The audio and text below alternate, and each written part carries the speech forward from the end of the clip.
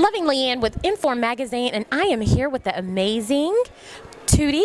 Yes. How are you? I'm doing great. How about you? I am well, thank you. Well, thank you for spending a little time with us. No problem. I know that you're here for what's going on tonight. Well, I actually have a show at Afro-Punk tonight. Yeah, Okay. me and Big Freedia, the whole team. Oh, wow. Are you excited? I am. I'm on tour, so I'm very excited. Yes. Okay, well, we know that excitement comes with being tired. Yes. So, Miss yes. Tootie Tootz, tell us about that name. How did you come up with that name? Well, Tootie Tootz was given to me from my gymnastic teacher. She was foreign and she could not say my real name, which is Antoinette. So she never ever can get it, and she just came up with Tootie, and I've stuck with it for the longest. I loved it. Wow, that's amazing. So you said gymnastics. Yes. So we know that you have a lengthy set of skills musically. Mm-hmm. So you've been in an orchestra, you play the drums. Let's see, we know that you sing. Yeah, I did sing. You did sing? Yes. Okay. I sung at NOCA, actually. Okay. That's the New Orleans Creative Center of Creative Arts, and it actually taught me a lot. After that, I transferred to first soprano at McDonald 35, and then after that, my gift kind of changed because I guess my lifestyle changed, so I didn't really need my voice anymore, and I just stopped singing. Wow, just stop singing. And I actually was diagnosed with acid reflux in high school, and due to me singing and not taking my medicine properly, it caused me to have this raspy voice. And having that raspy voice, I was like, well, I'm over singing anyway, so I'll just go on into dancing. And you have been dancing even in the Nutcracker. Yes, I grew up. My grandmother kept me very well in a lot of things because she didn't like me to be with the wrong crowd or get myself into the wrong things. So she really kept me occupied with a lot of school activities and outside activities such as the Nutcracker. I was with them for, I want to say, 2 to 3 years. And I did that growing up as a child, outside of also singing with the New Orleans Philharmonic Orchestra. So it was just things that she just kept me doing that was in a positive direction. Absolutely, and not only dancing, singing, but some modeling. Yes, I modeled with John Casablanca. Yes, I did that for about 6 to 7 years until Katrina came. And once Katrina came, I had to leave that alone. Well, I didn't really pick it up because I was in a new city. Things were kind of different. Modeling wasn't so big in Leesville because it's really small and country. Okay. So I left it alone because I stayed there for such a while. And it was just like, well, it was something that rubbed off on me and just fell off.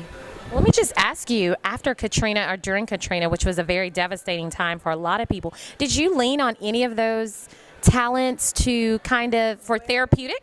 Yes, my dancing has always been therapeutic to me because I am known for dancing. So when Katrina came, a lot of my emotions and things, I couldn't express it because I was young for one. And on top of that, it was just something that I knew I had to do because my parents told me that's what we were going to do. So I couldn't really express how I felt with that. But when I went to Leesville, we used to meet up on the weekends, and we have like this skating ring that everyone went to.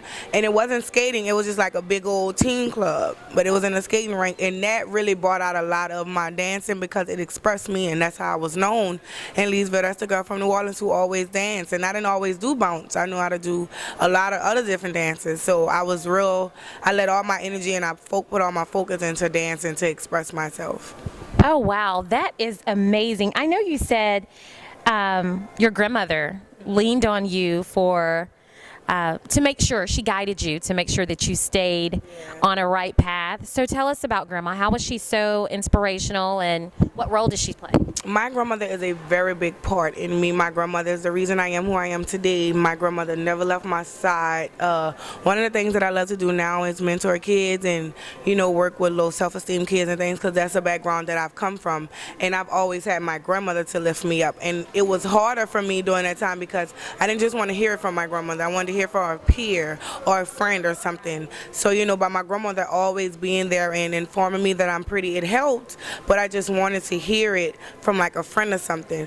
But now that I'm in a particular situation where I can help others, I kind of tend to look at myself as my grandma in the shoes, and the mentors or the mentees as me. My grandmother really just always stuck by my side, even when I was at my lowest points. She always was there for me and always informed me, you're beautiful. Whoever don't like you, they're not going to like you. They didn't like Jesus. You know, they didn't like God. So they're going to have people who want to love you for you, and they're going to have people who don't like you for you. And she just always was there for me. I mean, everything about me is her. Oh, wow, that's amazing. And I know that is just a great tribute to your grandmother. So I'm so proud to even, I feel like I know Grandma. Big Freedia Queen of Bounce, so the TV show that I'm on, they also picked up a scene with me and my grandmother, because a lot of people know I'm very old spirited, but it's not old spirited, it's just everything about me comes from my grandmother. Right. So they always want to know, like, where did this person come from, or why am I the way I am?